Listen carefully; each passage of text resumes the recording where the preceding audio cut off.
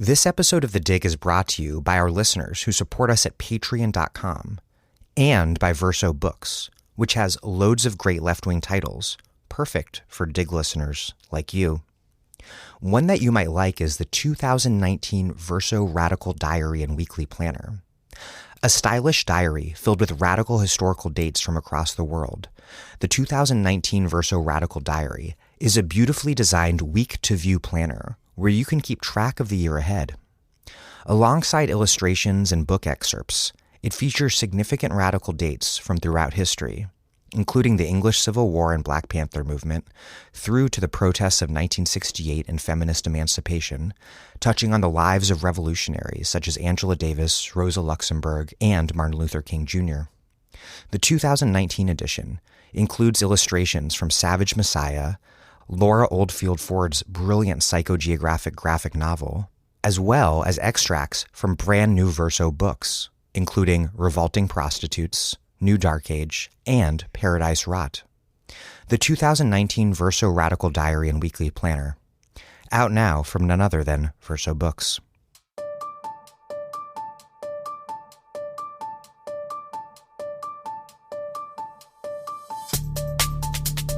Welcome to The Dig, a podcast from Jacobin magazine. My name is Daniel Denver, and I'm broadcasting from Providence, Rhode Island. This is an unusual dig because I will not be conducting the interview. Instead, Jacobin managing editor Micah Uetricht will be, and the person who he'll be interviewing is Rossana Rodríguez-Sanchez, a remarkable candidate for alderwoman in Chicago's 33rd Ward and a member of Democratic Socialists of America. Rodríguez-Sanchez is the sort of improbable candidate running for local office who we need to transform the cities and towns that we live in, something that we can do right now, regardless of who controls Washington. These are also the sort of races that we need to win in order to build a deep left-wing bench from which we can ultimately wrest control of the state and federal governments. This is a bench that has been eviscerated over decades of neoliberal triumph that pushed the left to the margins of American politics. Rodríguez-Sanchez moved to Chicago from Puerto Rico, where the brutal austerity imposed on the island made her job as a teacher impossible. But she has brought with her to Chicago a radical tradition and a program to fight for the city's beleaguered public schools, for renters and for immigrant rights, and for a public safety agenda that prioritizes social workers over cops. Also, the transcript of this interview is up at Jacobin's website, and I should let you know that Jacobin is building a website for The Dig. One thing we want to do once that website is up is to make sure that there are transcripts for every single Dig episode. But to pay for that, we need your support at patreon.com/thedig. Plus, a contribution of $5 a month gets you access to our weekly newsletter. $10 gets you a copy of either Jacobin's ABCs of Socialism or Assad Haters' Mistaken Identity. $20 or more, and I'll send you a bunch of left-wing books. Please contribute what you can now at patreon.com/thedig. Okay, here's Micah Uetricht interviewing Rossana Rodríguez-Sanchez.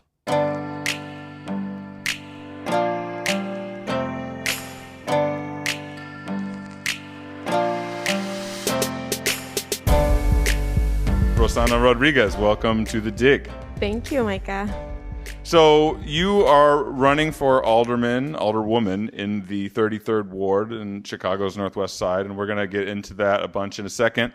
But first, can we just start by talking a bit about your personal story? Can you tell us a little bit about where you're from and sort of the experiences that you had growing up where you're from that led you to this point? Sure. So my name is Rossana Rodríguez-Sanchez. I am from Puerto Rico. I am from a neighborhood in the east coast of Puerto Rico, a town called Humacao. I grew up in this mountain that overlooks the sea. It's a really beautiful place. And my father was a community organizer. So I was always around people that were organizing. I went to my first protest when I was 6 years old. And we were protesting for water.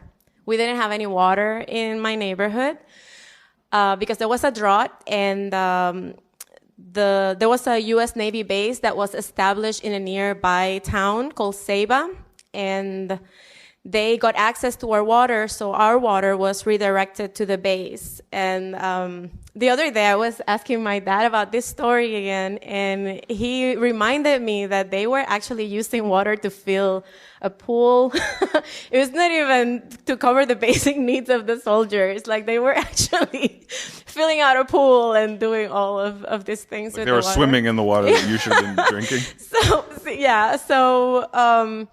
So my community organized, and we protested. I remember making my little sign with my dad. And at the end, after protesting and meeting and figuring out how we were going to solve the issue, some of my neighbors went to the top of a hill where a pump has been put, and they found that there was a valve that was allowing the water to flow in the direction of the base, and they shut it down, and then the water came back.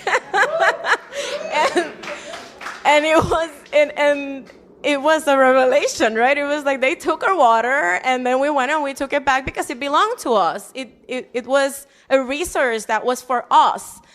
So I learned that early, that you need to fight for the things that belong to you.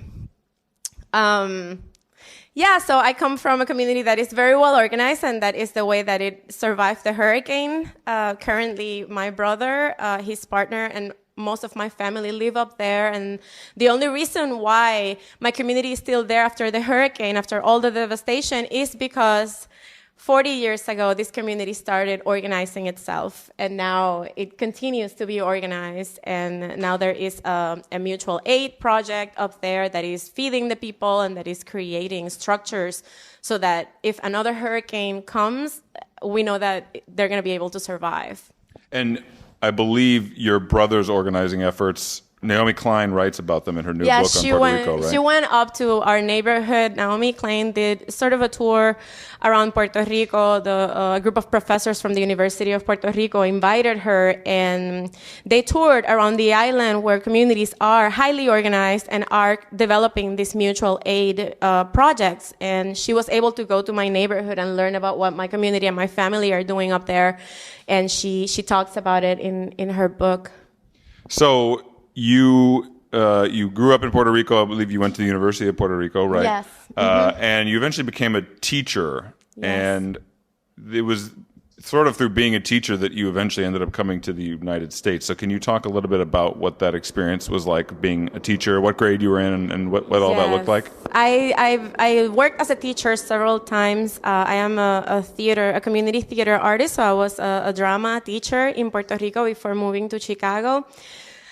Before I moved to Chicago, I had been working in this school for almost 2 years. The first year that I worked there, it was bad. Like, working in Puerto Rico as a teacher, especially in poor communities, it's a really big struggle. Like, everything that you use in your classroom, you buy with your own money. I remember being given this sheet where I was supposed to to write the materials that I needed for my classroom. And you had to do research and learn how much does it cost and put it in this paper. And I spent a whole day putting those materials there, and then months passed, and I didn't get anything. And then one day I asked a teacher in the school, I asked her, did you get your materials? And she's like, what are you talking about? And I'm like, those materials that you put on the paper. And she said, oh, we don't get that. That's just a paper you have to fill. I just put pencils or something because they're not going to give us anything. So I was a drama teacher, and I would go to the Salvation Army or the thrift store to get all of the costumes, everything I bought on my own, even the floor fans that were in my classroom I brought from my house, which was really hot. It was a coastal town in the West. And so for the second year that I was there, that's when Law 7 was approved. And Law 7 was a set of austerity measures in Puerto Rico. And one of the things that happened, they cut a bunch of money from education.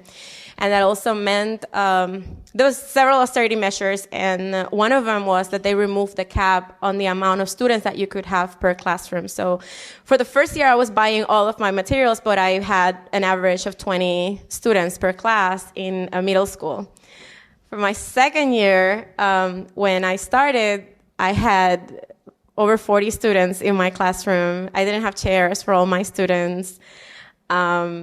It was a disaster. I had students from 7th, 8th, and 9th grades all together in a single classroom. At that point, I just realized that the purpose of me being there was not teach at all, because there's just no way that you can teach in those under those conditions. It was keeping students in a space, keeping students from being outside. That was the only purpose of me being there. And I actually started feeling like I was going to become a real bad teacher. Like, I don't know how you teach under those circumstances. So I started looking for a job in the island. I didn't want to leave. I have always loved living in Puerto Rico. All my family is there.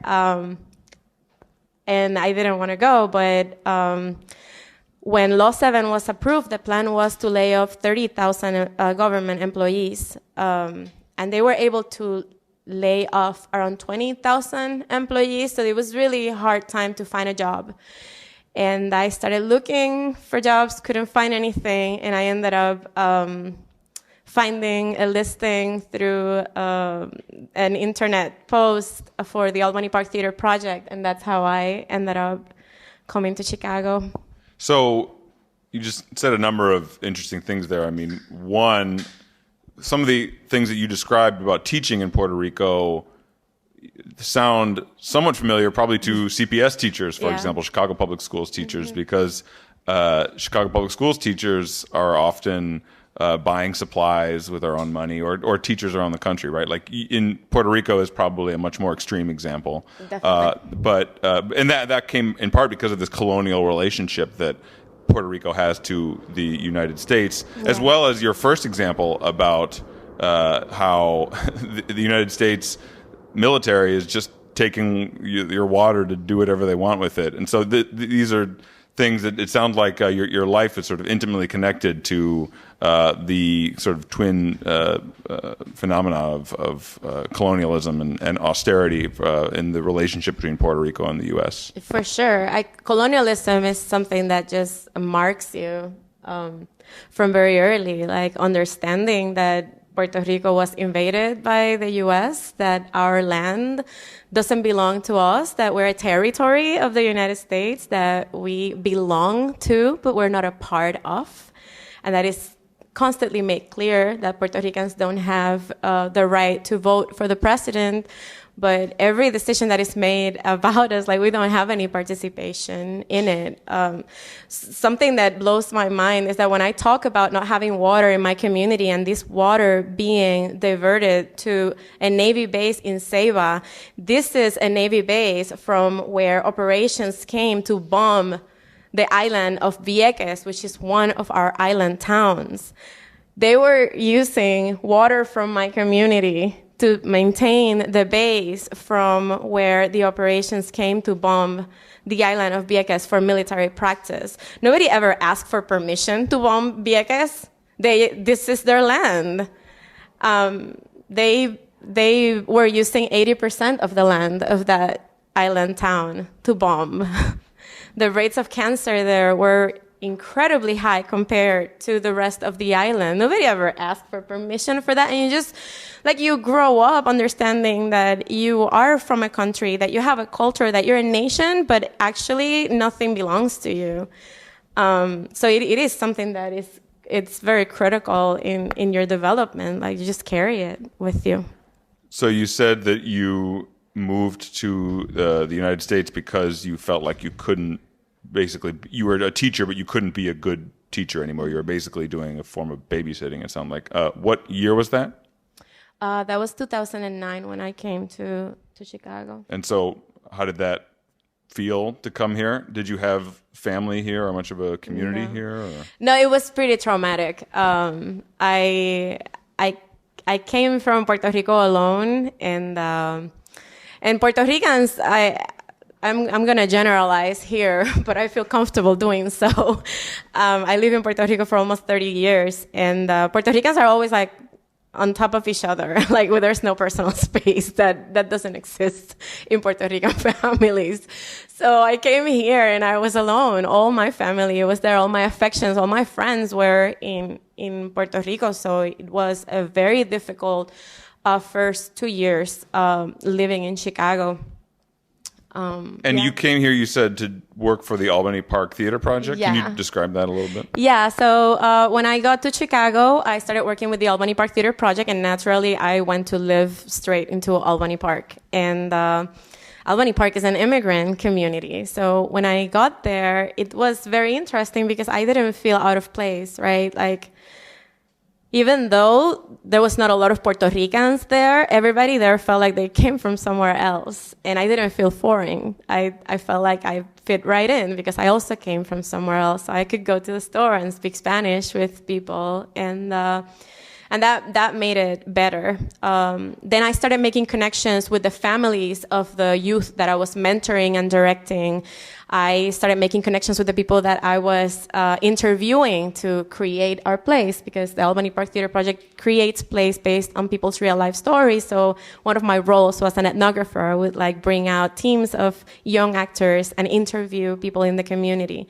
And I started making these really beautiful connections and understanding all the fights that people were fighting, all the struggles that were being battled here in Chicago, and they were very familiar to me, right? I don't want to talk too much about this, but I went to some of your plays, and it's not like you were putting on, I don't know, an Albany Park production of Rent or something. It was like you were writing the plays, right? They were based on the experiences of people in the community, and it was about issues like foreclosure, issues about people's undocumented status. I have a very vivid memory of sobbing at both plays that I went to. I think it was the foreclosure one and Homeland. the immigration in Homeland.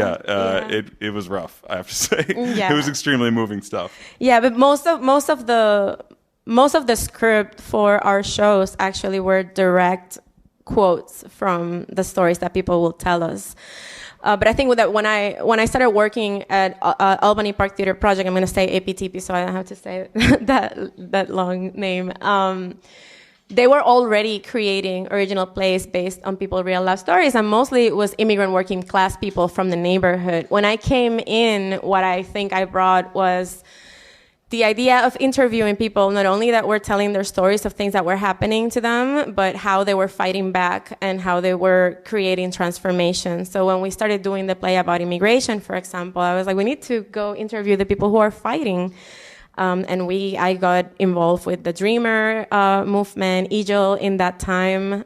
Many of my students who were actually undocumented started going to meetings, organizing meetings, and some of them actually went downtown to Daily Plaza and came out of the shadows and wrote their speeches about being undocumented and not being apologetic and wanting to stay here with their families. And that was a really powerful thing to witness. We were creating plays, but we were also making history. We were part of movements and struggles that were so important for the people in Chicago. Right. For folks who maybe don't remember, this was maybe 6-7 years ago, something like that. 2010 started? 2010, okay. And so these were the rallies, like the undocumented and unafraid rallies, where groups of mostly young undocumented Chicagoans were in front of mass rallies of hundreds of thousands of people telling the world, I am undocumented and I'm not afraid and I'm going to fight. And so that was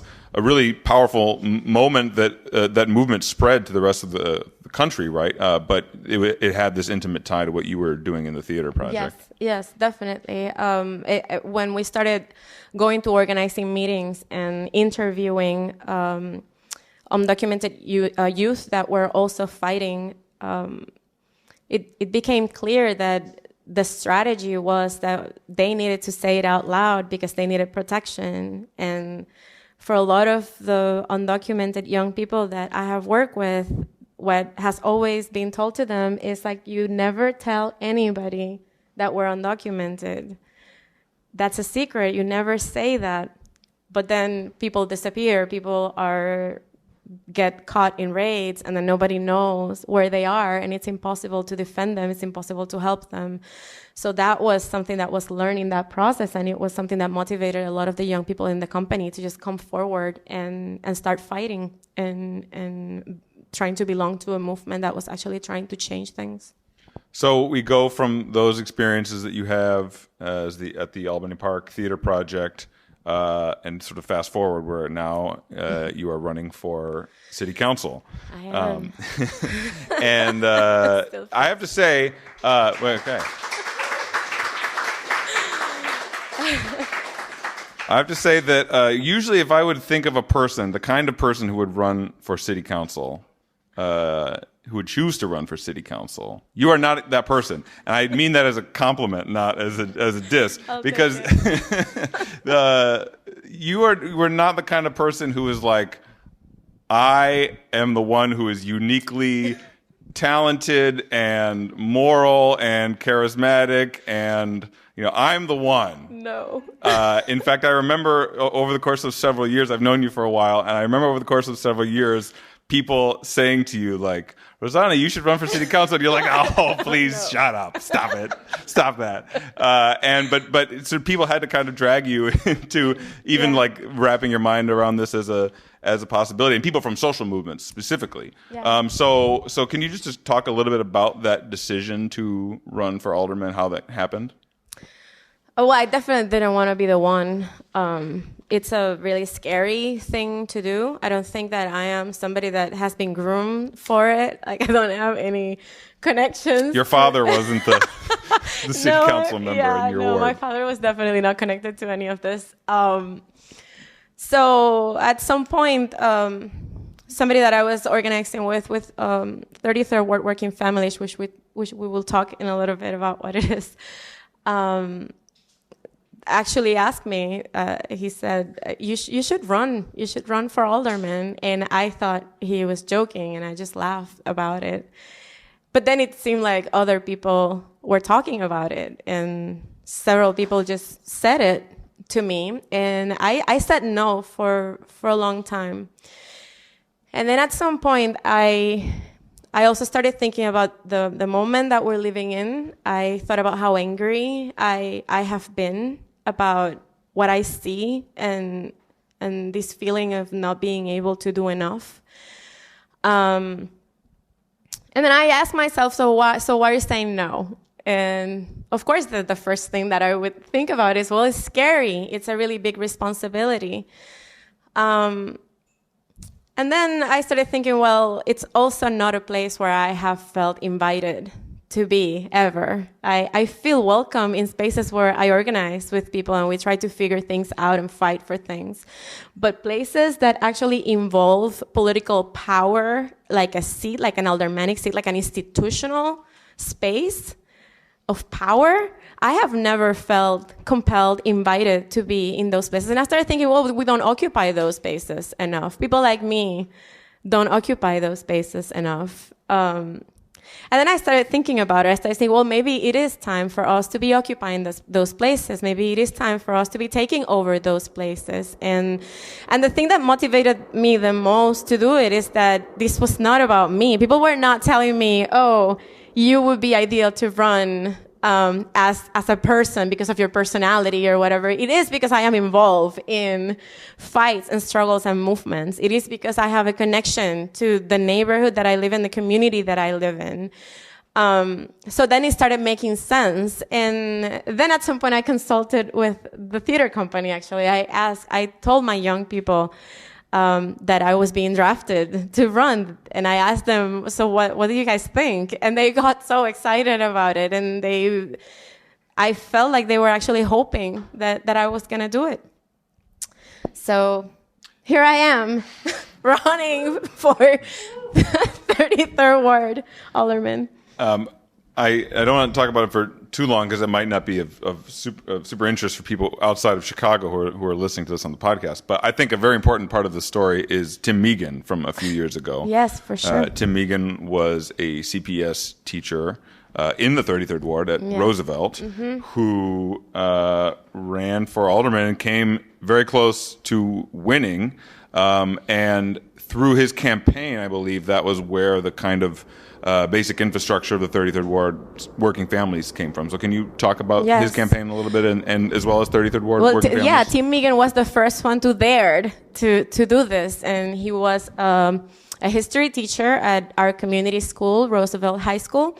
And a lot of the young people in the theater company had been his students. So I had a connection with him through that. And Tim Megan loved his school. He loved his community. He loved his union. He was so devoted and excited to be able to make a change. And several of the people that I've been organizing with for a very long time since I moved to Chicago got involved in his campaign. And then I also had this connection that the kids loved him and wanted to get involved as well. And so I volunteered for the Tim Megan campaign. I became a part of his campaign. And we were 17 votes away from a runoff with Deb Mel for the first time in I don't know how many years. How many? 60 years? we were 17 votes away from a runoff. And that was a really big achievement for a campaign that was so grassroots. Like we actually didn't. The people that were working in that campaign have been organizers and activists for a very long time, but nobody had actually organized a political campaign, and we got really far. And so after the election was over, Tim really wanted us to be able to have an IPO and continue to fight in the neighborhood. And that's what we did, and we founded 33rd Ward Working Families. And you say IPO, an independent political organization. Thank you. Yeah. So Tim then went back to teaching, and a lot of the things that he didn't want to happen happened. The budget at Roosevelt got caught again. He was laid off. He had to move to Minnesota. We missed him very much. But Tim, with that campaign and daring to do something so big, paved the way for us to be able to do this now. After the campaign was over, we started 33rd Ward Working Families, and we have been working in the community since then, organizing around issues like immigration defense, defending tenants that are being evicted, and rent control. Just to say one more word about Tim, I feel Tim Megan really, he was a rank and file activist of the Chicago Teachers Union. Yep. He came, out of the CTU strike in 2012, out of the most vibrant social movement in the city of Chicago, and he threw himself into this campaign. And I think the city of Chicago and Chicago Public Schools punished him for being such an activist out on the front lines of all this stuff. He was writing op-eds in the Sun-Times about austerity to the CPS, austerity to budget cuts to CPS. He of course did this campaign, and I think that the district might have wanted to teach him a lesson to drive him out of Chicago, and they succeeded in doing that. So that's a very important part of the story to mention. Again, shout out to Tim. Shout out to Tim in Minnesota. We love you, Tim. So talk a little bit. That was the last time around. That was 2015. Talk a little bit about the race now. You mentioned Albany Park. It's this working class, majority immigrant neighborhood, Latino immigrants, but also folks from all over the world, really. Talk about the neighborhood now, and you mentioned earlier how much it meant to you to move into a neighborhood like this when you first came to Chicago. Talk about the neighborhood and what you like and what you love about it. Well, when I moved to the neighborhood, as I said before, I felt right at home. I mean, I miss Puerto Rico. I miss Puerto Rico every day. There's just no way that I don't miss home. But Albany Park became a beautiful second home for myself, and I was embraced by the families of the young people that I was mentoring. the mothers of many of the young people that I was mentoring ended up taking care of my child while I took care of their children in the company. So I was able to develop this village in Albany Park. And throughout the years, as people start getting displaced, I have lost some of those people. Some people have had to move. Some people have lost their place in the neighborhood. So it's been a hard thing to watch, to see people that actually want to live there, but they can't afford to live there anymore, and they have been displaced. Albany Park has a lot of diversity. I'm raising my child in Albany Park, and he goes to the public library and the park, and again he plays with children who speaks a myriad of languages, children of all races and ethnicities, and nobody feels foreign there. We all feel like we belong, and it is very important to me to preserve that for my child and for everybody in the community, for myself, because it's important to me. But things have definitely been changing in the neighborhood, and they're changing fast. We are having several developers that have been buying property in the community and displacing residents, long-time residents. Silver Property Group, for example, is a very good example of that process. And it doesn't feel like we actually have had an ally in the aldermanic office. We have had several moments where this has happened. There's a really good example, the Sunnyside Manor tenants. This is a building that Silver Property bought, and they gave the tenants 30-day notices. This is people that have lived there for over 10 years, people who have families, their children go to school in the neighborhood, and all of a sudden they are being asked to just leave. And we went to Mel's office to ask her to support the tenants, to put pressure on the developer so that it could be negotiated. They could get more time. They could get help with cost of relocations, finding affordable housing in the neighborhood so they could stay. And she said that she couldn't help. She receives contributions from Silver Property Group. She has gotten thousands of dollars in contributions for her campaign, and she was not going to side with the tenants. And then through pressure, these tenants organized with Autonomous Tenant Union, which is one of the organizations in the neighborhood that we've been organizing with. And through pressure, through call-ins, through going to the bank that is lending money to the developer and showing up, they were able to just stay for a few more months. And the alderman could have put pressure on the developer, but she chose not to. And that's an example of the ways in which we are on our own in the ward when it comes to protecting our neighbors from displacement and preserving the diversity of the ward. So you mentioned Mel. This is Deb Mel, who is Deborah Mel, yes. the alderman of the ward. Can you just talk a little bit about her and how she ended up in the seat? I mentioned that you are not the daughter of the alderman. That is the former alderman. That is that's something that's not true of Deb Mel. Deborah Mel is part of a Chicago Democratic Machine family. Her father was Richard Mel.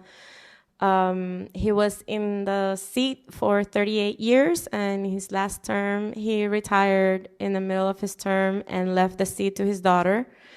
So they have a sort of a dynasty. You know, sounds democratic.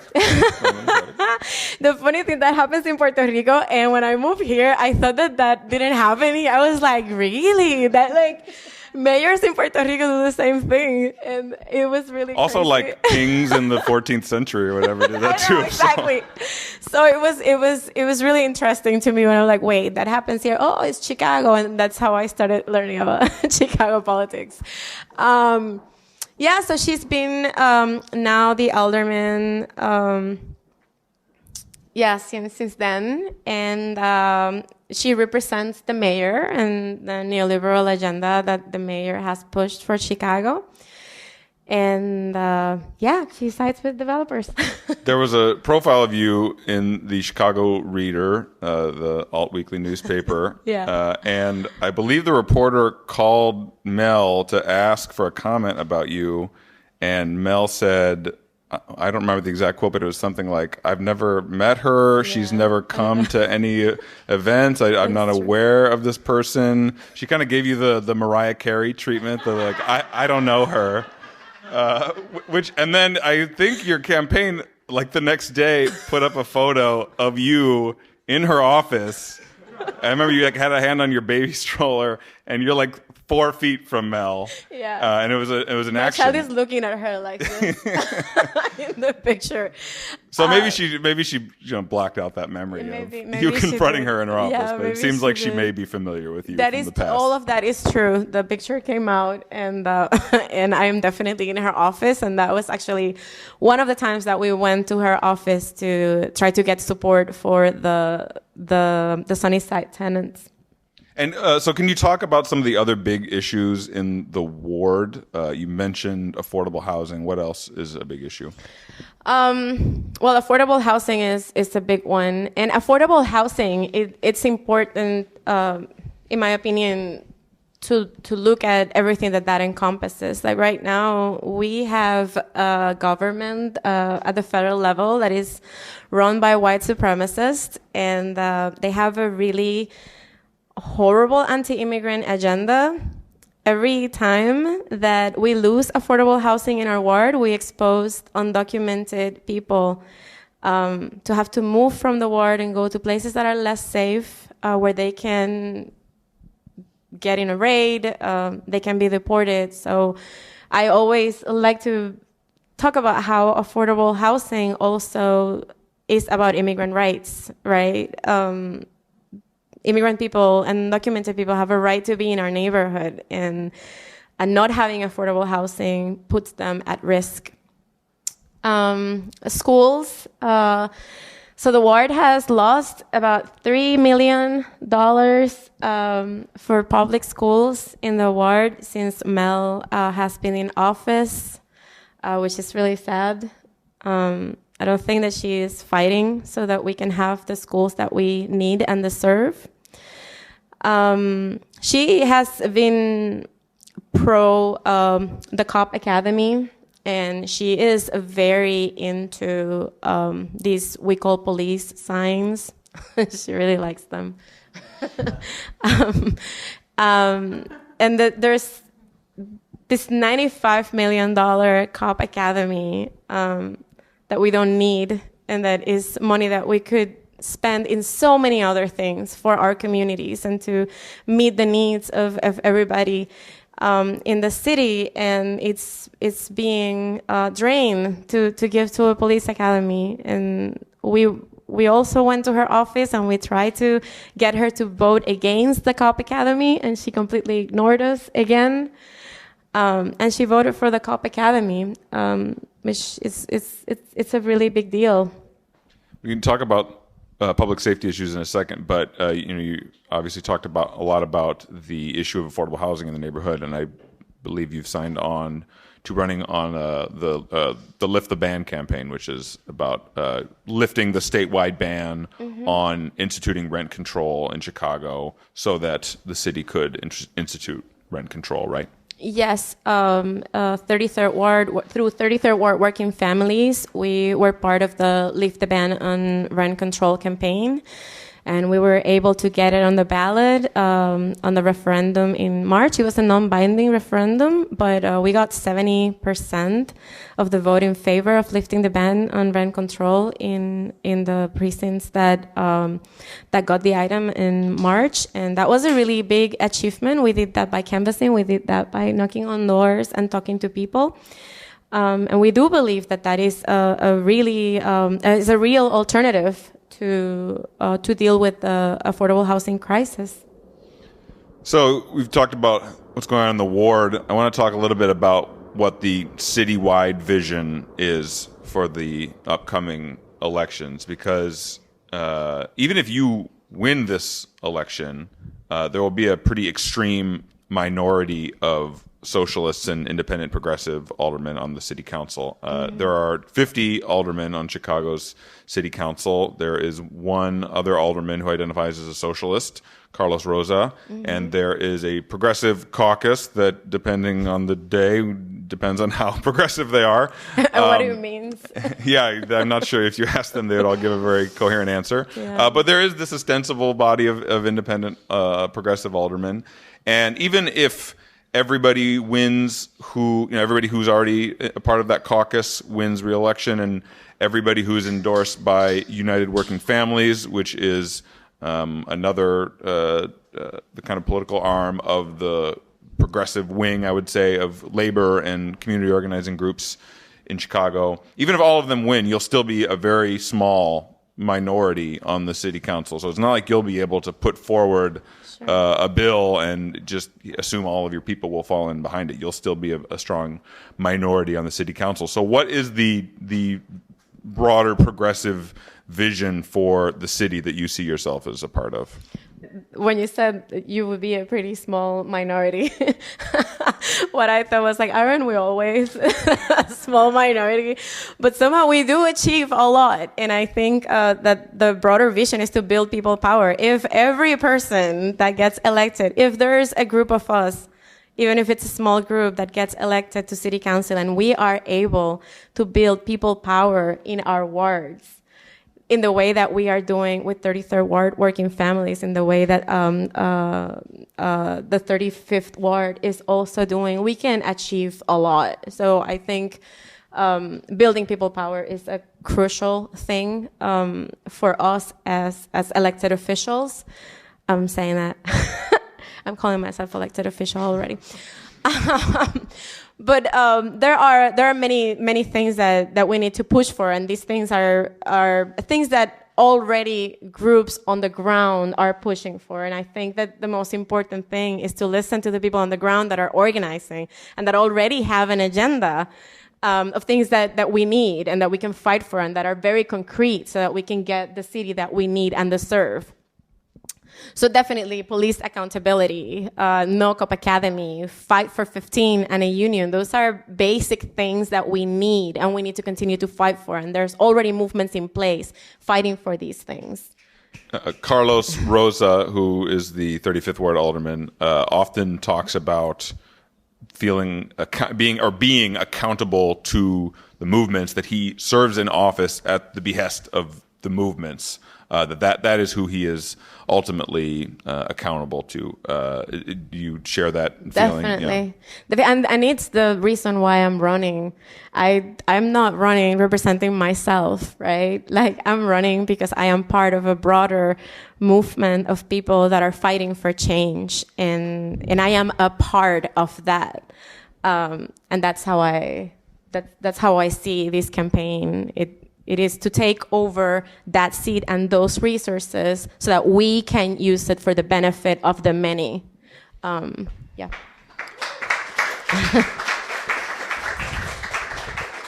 So you mentioned the No Cop Academy campaign. I think public safety is going to be a major issue in this election.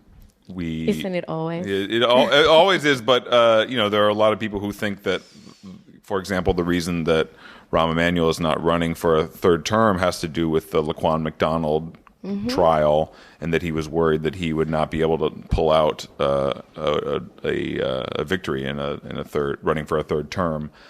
This is going to be something that is talked a lot about on the citywide level. What do you have? What are your, besides the No Cop Academy stance? What do you think about how we should approach public safety and police violence in the city?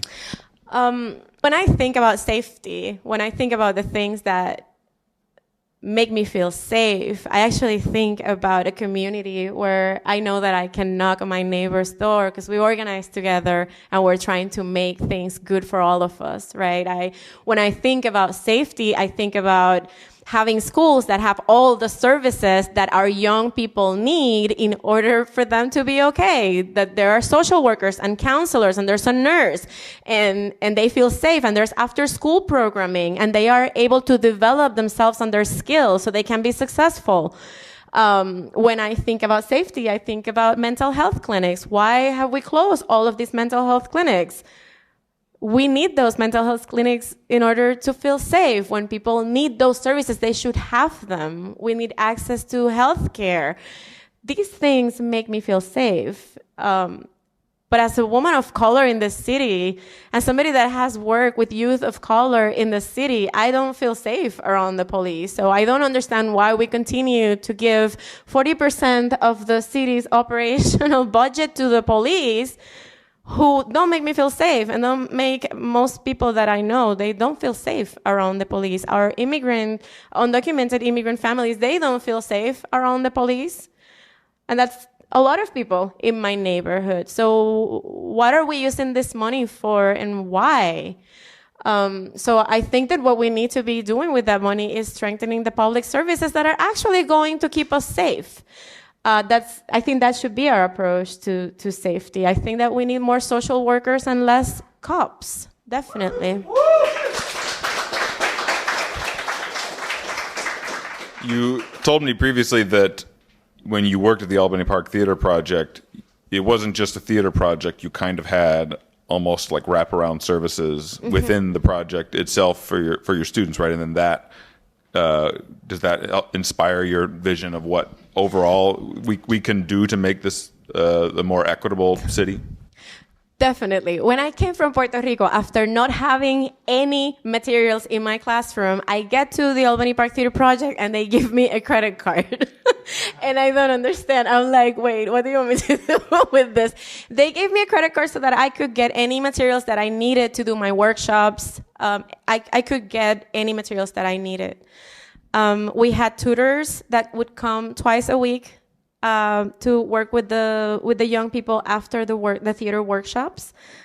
We had a college guidance counseling program that ensured that the majority of the young people in Albany Park Theater Project would go to college and graduate by the age of 25.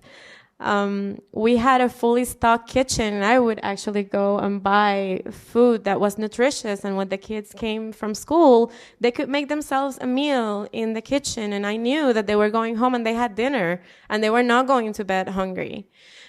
We had behavioral health specialists that would come sometimes whenever we needed to address a crisis with a student, and we would refer students to people that we trusted to have therapy.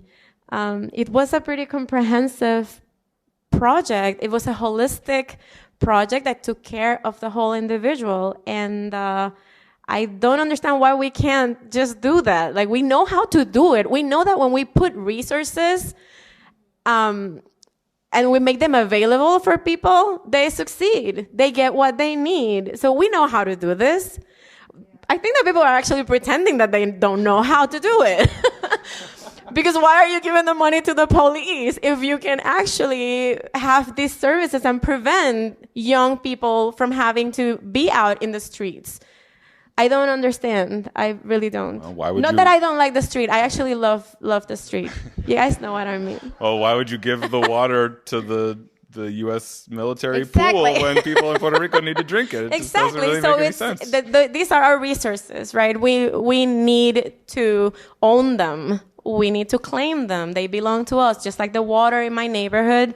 We need to claim these resources if we want to build a society that is worth living in.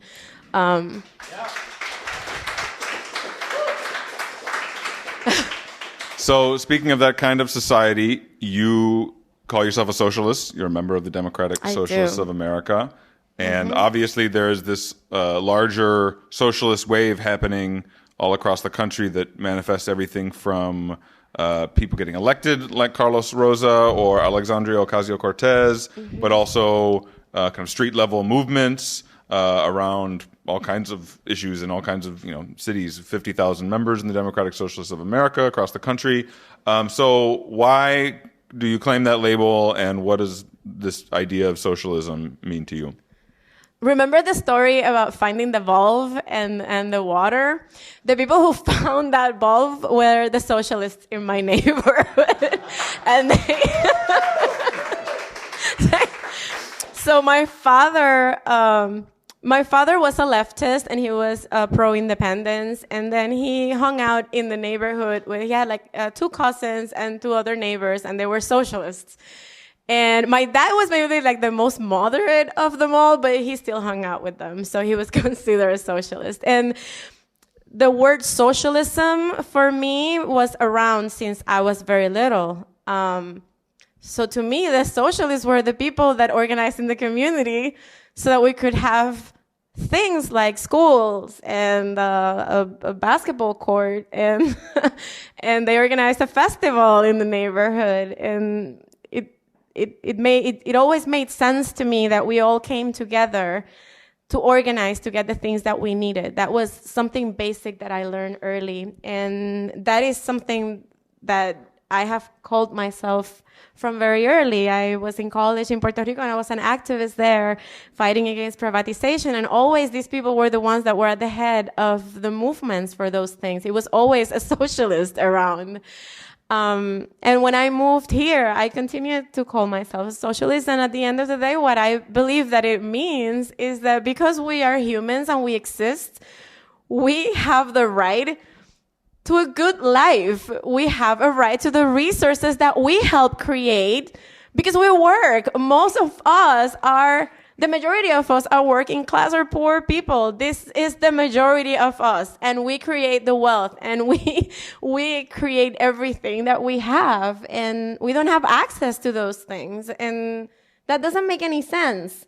So to me, being a socialist means to fight so that we can benefit from what we create. We need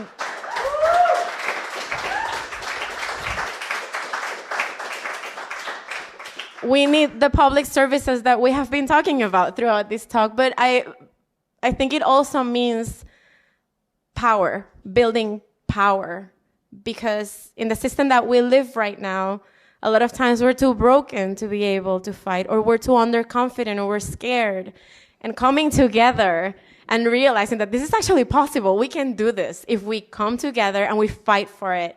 So building community power and building people power, I think, is at the core of what I believe socialism encompasses. Having access to the resources that belong to us and organizing so that we can fight for them, so that we can have the lives that we deserve.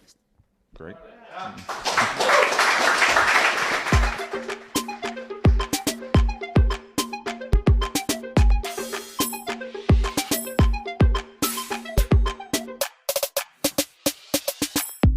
Rossana Rodríguez-Sanchez is a candidate for alderwoman in Chicago's 33rd Ward and a member of Democratic Socialists of America. Thank you for listening to The Dig from Jacobin magazine.